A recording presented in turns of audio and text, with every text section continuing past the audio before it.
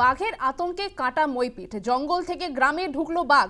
এরই মধ্যে 3 দিনে দুবার গ্রামে ঢুকলো বাঘ।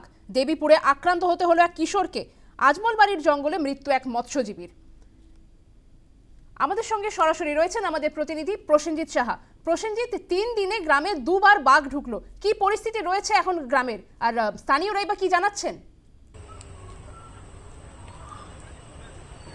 দেখো, গ্রামের মানুষ তারা কিন্তু যথেষ্ট আতঙ্কিত। দক্ষিণ 24 পরগনার এই মইপিঠ কোস্টাল থানার অন্তর্গত আশপাশের বেশ কয়েকটি গ্রামে কিন্তু যথেষ্ট আতঙ্ক ছড়িয়েছে এই গ্রামে বাঘ ঢুকে পড়ার ঘটনায়। যেমন বৈকুণ্ঠপুর এলাকায় আতঙ্ক রয়েছে, যেমন আতঙ্ক রয়েছে দেবীপুর এলাকায়। এবং এই এলাকার যেটা মানুষজনের যেটা দাবি, যে প্রত্যেক বছরই কার্যত এই শীতের সময়, অর্থাৎ যখন ধান কাটা হয় তখনই কার্যত কিন্তু এই বাঘের আনাগোনা গ্রামে বেড়ে যায়। তার কারণ বাঘের প্রজননের সময় এই সময়টা বলে তারা মনে করেন, এবং সেই কারণেই বাঘ নতুন জায়গা খুঁজতে মূলত বাঘিনীরাই নদী সাঁতরে তারা লোকালয়ে চলে আসে। ঠিক এই মইপিঠ কোস্টাল থানার অন্তর্গত এই দেবীপুর, ভুবনেশ্বরী, এই সমস্ত গ্রামের ঠিক উল্টো দিকে রয়েছে আজমলমারির জঙ্গল, আর মাঝখানে বয়ে চলেছে মাকড়ি নদী। সেই মাকড়ি নদী পেরিয়েই কার্যত বাঘ ঢুকে পড়ে, এবং এই আজমলমারির জঙ্গল থেকে গত 3 দিনে কার্যত দুবার বাঘের হানা হয়েছে এই গ্রামে। এবং এক স্কুল ছাত্র, তাকেও কিন্তু বাঘে কার্যত আক্রমণ করে গ্রামের মধ্যে ঢুকে। এবং সেই ঘটনার পর থেকেই কার্যত বিকেল হলেই, অর্থাৎ সন্ধে নামার ঠিক আগেই, অন্ধকার নেমে আসার ঠিক আগেই গ্রামের মানুষজন কিন্তু আতঙ্কিত হয়ে গৃহবন্দী হয়ে পড়ছেন, এবং তারা ঘরে ঢুকে দরজা জানলা লাগিয়ে দিচ্ছেন। তাদের দাবি যে বাঘ যেভাবে চারিপাশে ঘুরে বেড়াচ্ছে, যেভাবে লোকালয়ে এসে মানুষের উপর হামলা করছে, তাতে তারা যথেষ্ট আতঙ্কিত, এবং সেই কারণেই সন্ধে নামার আগে তারা কার্যত বাড়ি ফিরে যেতে চাইছেন সকলে, এবং গৃহবন্দী করে রাখছেন নিজেদেরকে।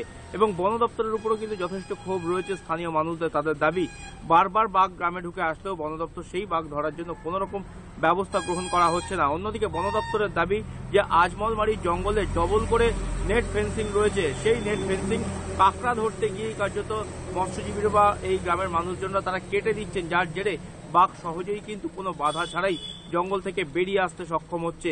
যদি এই নেট ফেন্সিং কাটা না থাকতো তাহলে হয়তো বাঘ এইভাবে গ্রামে ঢুকতে পারতো না বলে এমনটাই দাবি বন দপ্তরের কর্মীদের। যদিও গ্রামে বাঘ এই মুহূর্তে রয়েছে কিনা সেটাই এখনো পর্যন্ত পরিষ্কার নয়। বন দপ্তরের দাবি, 2 দিন বাঘ ঢুকলেও বাঘ কিন্তু কার্যত জঙ্গলে ফিরে গিয়েছে। তবুও তারা এলাকায় নজরদারি রাখছেন, রাতে রাত পাহারার ব্যবস্থা করা হচ্ছে।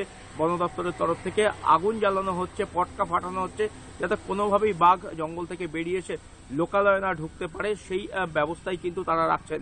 অন্যদিকে এই 3 দিনের মধ্যেই এক মৎস্যজীবীর কিন্তু মৃত্যু হয়েছে এই জঙ্গলে মাছ কাঁকড়া ধরতে গিয়ে। এই কুলতলির মইপিঠের ঠিক অপর দিকে যেমনটা আজমলমারির জঙ্গল রয়েছে, যেমনটা জানাচ্ছিলাম, সেই আজমলমারির জঙ্গলেই কার্যত কাঁকড়া ধরতে গিয়েছিলেন বর্ণধর মণ্ডল। এলাকার আরো 4 সঙ্গীর সাথে সে গিয়েছিলেন কাঁকড়া ধরতে, আর সেখানে গিয়েই বাঘের হামলার কবলে পড়েন, এবং বাঘের থাবায় কার্যত মৃত্যু হয় বর্ণধর মণ্ডলের। এবং সেই বর্ণধর মণ্ডলের মৃত্যুর ঘটনায় এলাকার শোকের ছায়া নেমে এসেছে। ধন্যবাদ প্রসেনজিৎ।